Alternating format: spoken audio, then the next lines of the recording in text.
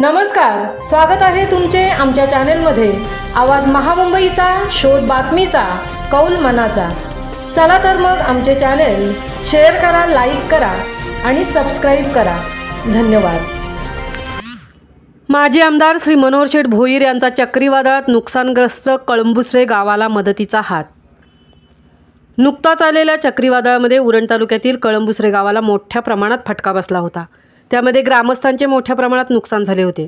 या ग्रामस्थांना शिवसेना उद्धव बाळासाहेब ठाकरे पक्षाचे रायगड जिल्हा प्रमुख व उरण मतदारसंघाचे माजी आमदार श्री मनोहर शेठ भोईर यांनी सर्व नुकसानग्रस्त ग्रामस्थांना तांदूळ वाटप करून मदतीचा हात दिला आहे। या मदतीबद्दल कळंबुसरे गावातील ग्रामस्थांनी माजी आमदार श्री मनोहर शेठ भोईर यांचे आभार मानले आहेत।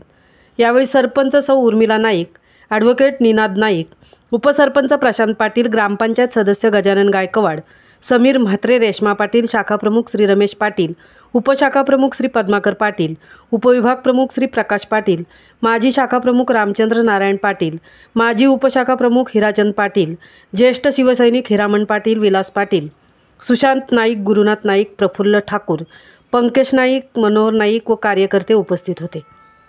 आवाज महामुंबईचा चॅनलसाठी मिलिंद खारपाटीलसह तृप्ती भोईर, कळंबुसरे, उरण।